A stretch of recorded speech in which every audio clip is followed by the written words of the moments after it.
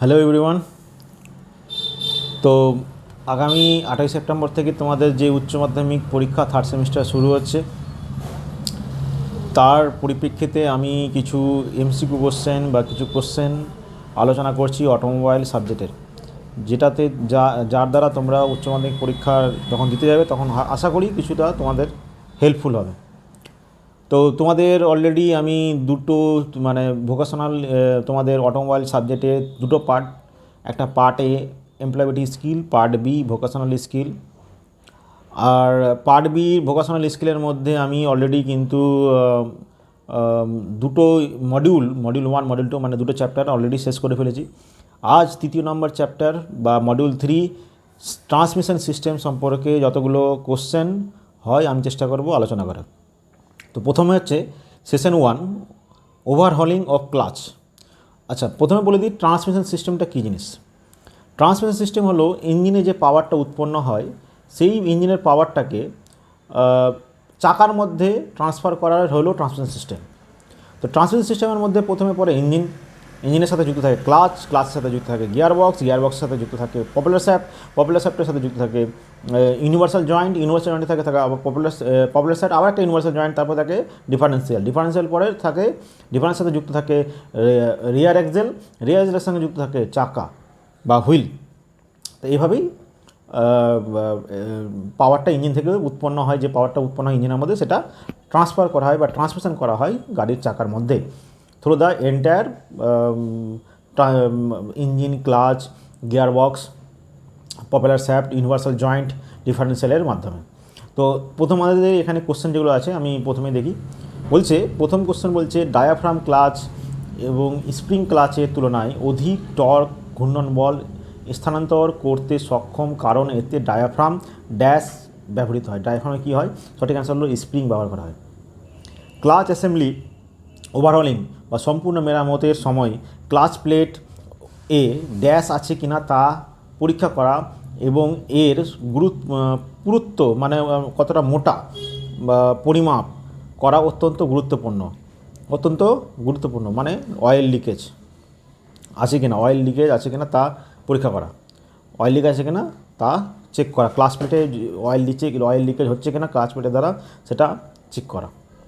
Clutch plate ছেড়ে দেওয়ার পরেও যদি গিয়ারবক্সে সঠিকভাবে শক্তি স্থানান্তর না হয় তবে তাকে বলা হয় ক্লাচ স্লিপ, অর্থাৎ পাওয়ার সঠিকভাবে ড্যাশ হয় না, ট্রান্সমিটেড হয় না। সঠিক আসলে ট্রান্সমিটেড হয় না। একটি দুর্বল বা কমজোরি ডায়াফ্রাম স্প্রিং হতে পারে ড্যাশ ঘটার একটি কারণ ক্লাচ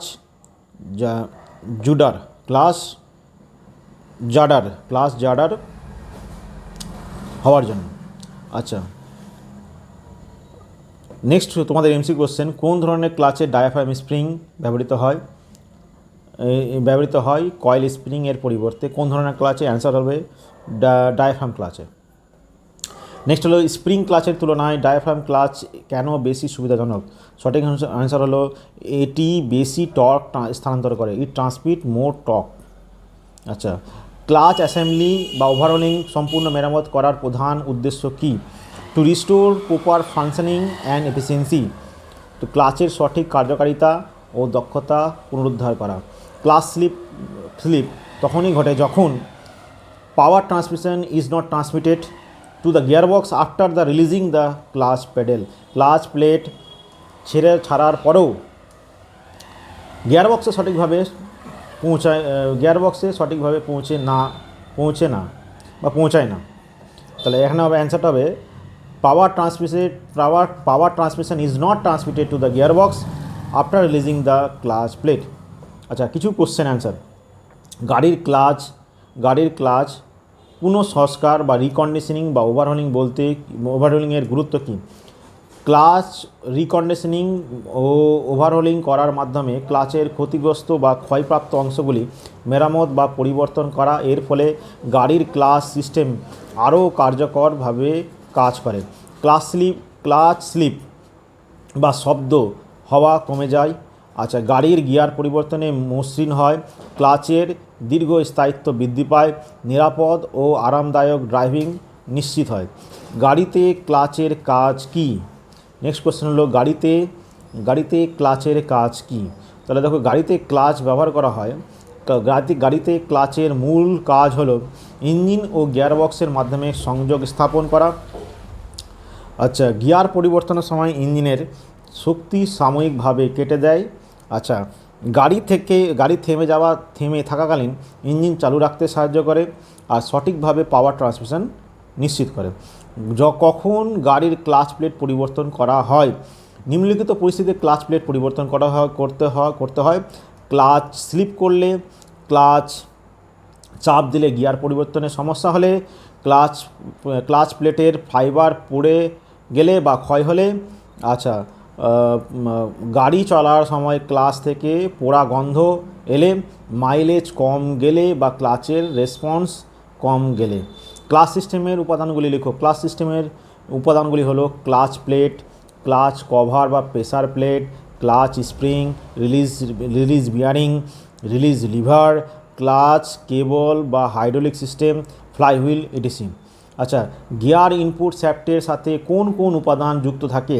গিয়ার ইনপুট শ্যাফটের সাথে সাধারণত যেগুলি যুক্ত থাকে clutch plate, flywheel, pressure plate, release bearing, এই অংশগুলো ইনপুট শ্যাফটের মাধ্যমে ইঞ্জিনের পাওয়ার ট্রান্সমিশন করে গিয়ার বক্সে।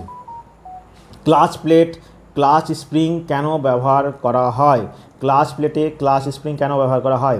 ক্লাচ স্প্রিং ব্যবহার করা হয় ব্যবহারের কারণ প্রেসার প্লেটকে ফ্লাই হুইলের দিকে চাপ দিয়ে রাখে যাতে ক্লাচ প্লেট শক্তভাবে চেপে থাকে।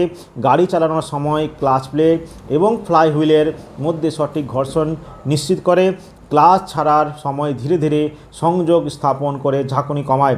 আচ্ছা, session 2, propeller shaft, universal joint, slip জয়েন্টের সার্ভিসিং। আচ্ছা, তাহলে আমি এমসিকিউ থেকেই প্রথমে শুরু করি। আচ্ছা, একটি গাড়িতে পপুলার শ্যাফটের কাজ কি? সঠিক অ্যান্সার হলো গিয়ারবক্স এবং ডিফারেন্সিয়ালের মধ্যে শক্তি সঞ্চালন করা। কোন উপাদানটি ইঞ্জিনকে চাকার সাথে সংযুক্ত করে এবং সাধারণত স্টিল দিয়ে তৈরি করে? সঠিক অ্যান্সার হলো ড্রাইভ শ্যাফট। আচ্ছা, যদি পপুলার শ্যাফট বাঁকানো হয় তাহলে এর কি ফলাফল হয়? বেশি শব্দ হয়। আচ্ছা, যদি ইউনিভার্সাল জয়েন্টের ক্রস ঘষে বা নষ্ট হয়ে যায় তাহলে কি করা উচিত? যদি ইউনিভার্সালের ক্রস ঘষে তাহলে কি করা উচিত? যদি ইউনিভার্সাল জয়েন্টের ক্রস ঘষে বা নষ্ট হয়ে যায় তাহলে কি করা উচিত? তাহলে অ্যান্সার হবে ইউনিভার্সাল জয়েন্ট ক্রস বদলাতে হবে। আচ্ছা, কিছু কোশ্চেন সম্পর্কে আলোচনা করছি। আচ্ছা, যানবাহনে পপুলার শ্যাফট বা ড্রাইভ শ্যাফট ব্যবহারের উদ্দেশ্য কি? রিয়ার হুইল ড্রাইভ গাড়িতে পপুলার শ্যাফট ব্যবহৃত হয়। এটি ইঞ্জিন থেকে তৈরি টর্ক ডিফারেন্সিয়ালের মাধ্যমে পিছনের চাকায় পৌঁছে দেয়। পপুলার শ্যাফটটি সাধারণত সিলিন্ড্রিক্যাল শেপের হয়। এর নলাকার কাঠামো। এটি গিয়ারবক্স ও ডিফারেন্সিয়ালের মধ্যে সংযোগ স্থাপন করে সাসপেনশন ওঠানামা করলেও এটি ধারাবাহিকতা বজায় রাখে। পপুলার শ্যাফট বা ড্রাইভ শ্যাফটের বিভিন্ন অংশ ব্যাখ্যা করো। পপুলার শ্যাফট বিভিন্ন যন্ত্রাংশ দিয়ে তৈরি যা একসাথে কাজ করে টর্ক সঠিকভাবে চাকায় পৌঁছায়। টিউবুলার শ্যাফট, এটি একটি নলাকার ফাঁপা লোহার পাইপ। এটি হালকা ও মজবুত এবং গিয়ারবক্স থেকে ডিফারেন্সিয়াল পর্যন্ত টর্ক বহন করে। ইউনিভার্সাল জয়েন্ট বা ইউ জয়েন্ট, এটি দুটি ঘূর্ণায়মান অংশের মধ্যে নমনীয় সংযোগ তৈরি করে। গাড়ি বাঁকে ঘোরা মানে টার্নিং ও উঁচু নিচু রাস্তায় চলার সময় কোণ পরিবর্তন হলেও ঘূর্ণন বজায় রাখে। স্লিপ জয়েন্ট, এটি স্লাইডিং মেকানিজমের মাধ্যমে শ্যাফটের দৈর্ঘ্য সাময়িকভাবে বাড়াতে বা কমাতে সাহায্য করে। এটি শ্যাফটের দৈর্ঘ্য সামঞ্জস্য করতে সাহায্য করে। সাসপেনশনের ওঠানামা হলে এটি শক শোষণ করে। আচ্ছা, এন্ড ইয়োক যাকে ফ্লেঞ্জও বলে। এটি প্রপেলার শ্যাফটের প্রান্তে থাকে এবং ডিফারেন্সিয়াল বা গিয়ারবক্সের সঙ্গে শ্যাফটকে সংযুক্ত করে। এটি শক্ত ও নির্ভরযোগ্য সংযোগ নিশ্চিত করে। আচ্ছা, সেন্টার বিয়ারিং, এটি লম্বা শ্যাফটে ব্যবহৃত হয়। এই দুই অংশের শ্যাফটের মাঝে সাপোর্ট পয়েন্ট হিসেবে কাজ করে এবং ঘূর্ণনের ভারসাম্য বজায় রাখে। এটি কম্পন কমায় ও শ্যাফটকে স্থির রাখে। কখন ইউনিভার্সাল জয়েন্ট ও স্লিপ জয়েন্টের পরিবর্তন করতে হয়? ইউনিভার্সাল জয়েন্ট ও স্লিপ জয়েন্টের ক্ষতি হলে দ্রুত পরিবর্তন করতে হয়। কম্পন বা আওয়াজ দেখা দিলে জয়েন্টের সমস্যা দেখা যায় ও যদি জয়েন্ট ঢিলে হয় বা লুব্রিকেশন না থাকে তবে ক্ষয় শুরু হয়। চালানোর সময় ঝাঁকুনি বা জার্ক অনুভব হলে সমস্যা হতে পারে। ভিজুয়াল চেক করলে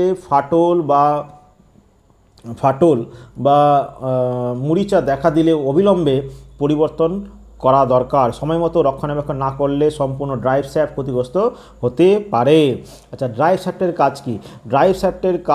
ড্রাইভ শ্যাফটের একটি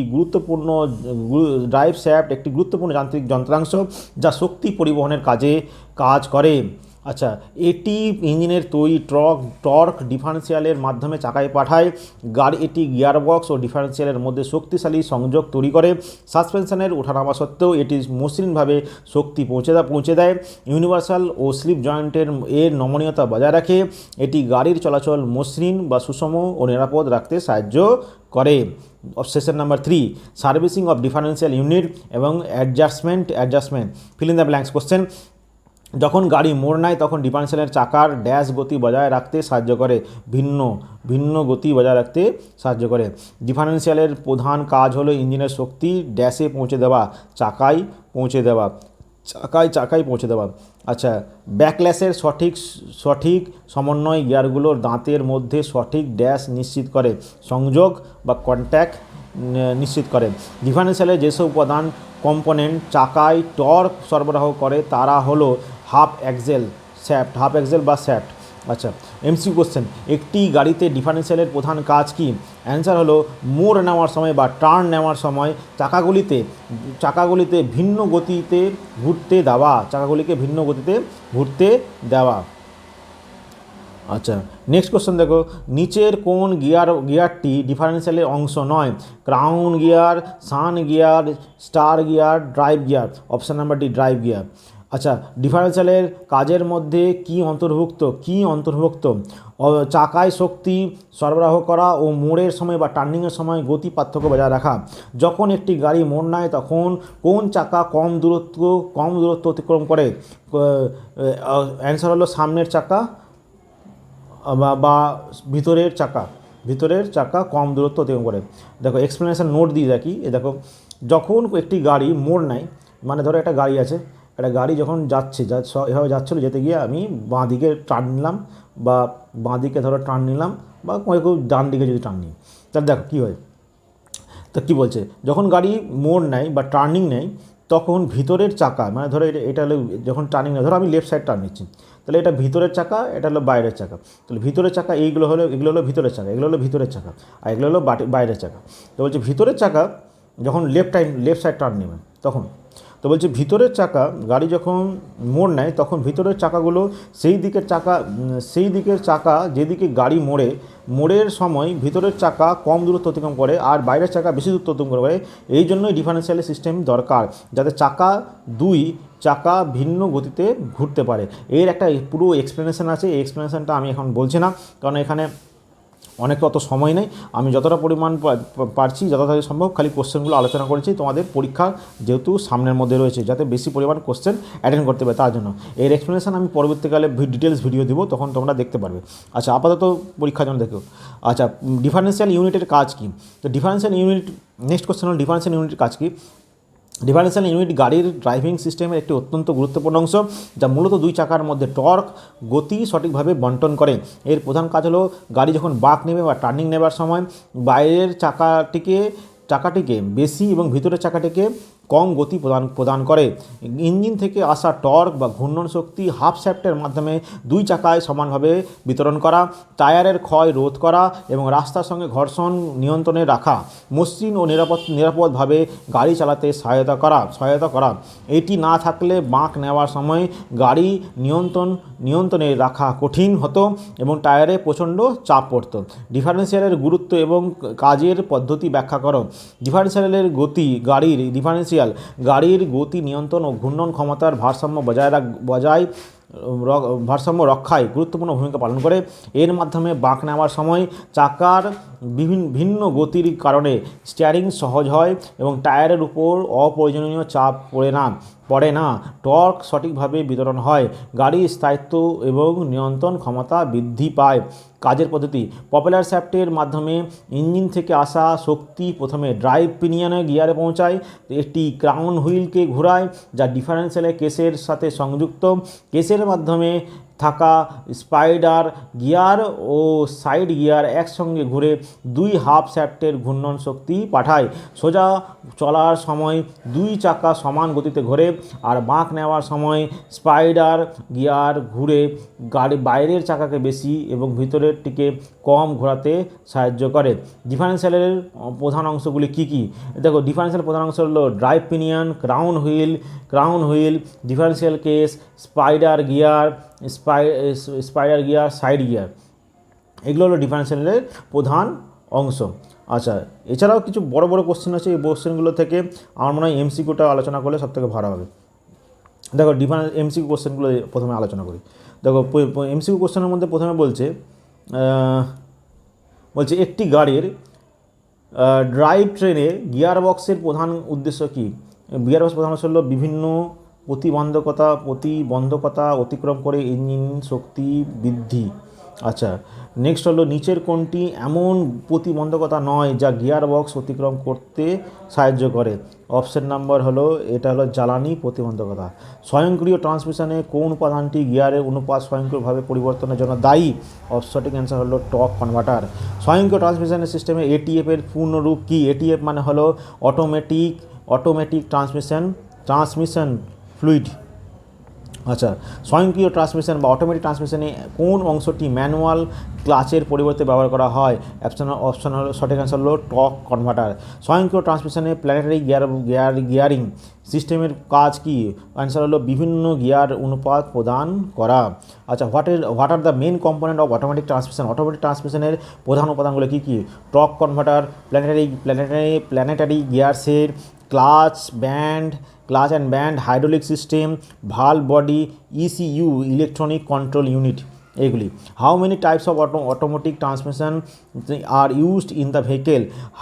হাইড্রোলিক অটোমেটিক ট্রান্সমিশন, এটি কন্টিনিউয়াসলি ভেরিয়েবল ট্রান্সমিশন বা CVT, dual clutch transmission DCT, automated manual transmission AMT. State the working principle of automatic transmission? Automatic transmission ইঞ্জিনের গতি ও লোড অনুযায়ী ইসিইউর সাহায্যে গিয়ার পরিবর্তন করে। টর্ক কনভার্টার ইঞ্জিনের শক্তি ট্রান্সমিশনে পাঠায়। ইসিইউ সেন্সর তথ্য দিয়ে হাইড্রোলিক সিস্টেমের মাধ্যমে ভালভ বডিকে নিয়ন্ত্রণ করে। ভালভ বডি থেকে ক্লাচ ও গিয়ার সিস্টেম সক্রিয় হয় এবং প্রয়োজন মতো গিয়ার পরিবর্তন হয় ড্রাইভারের হস্তক্ষেপ ছাড়াই। আচ্ছা, এখানেই তোমাদের যাবতীয় কোশ্চেন মোটামুটি ধরো বা এমসিকিউ টাইপের তোমাদের ট্রান্সমিশন সিস্টেমের যে চ্যাপ্টারটা রয়েছে সেটা সমাপ্ত হলো। এবং তোমাদের ভোকেশনালের যে 3টে পার্ট মানে 3টে ইউনিট, পার্ট বি এর ইউনিট 1, ইউনিট 2 এবং ইউনিট 3 তোমাদের সমাপ্ত হলো। এই কোশ্চেনগুলো তোমরা পরীক্ষার জন্য আগামী যেটা তোমাদের থার্ড সেমিস্টার এইচএসের যেটা পরীক্ষা আগামী 8ই সেপ্টেম্বর 2025 থেকে শুরু হচ্ছে, সেগুলোতে তোমরা করে যাবে এবং আশা করি তোমরা এখান থেকে অনেক কিছু হেল্পও পাবে পরীক্ষাতে। আর তোমরা পরীক্ষা দিও, বেস্ট অফ লাক।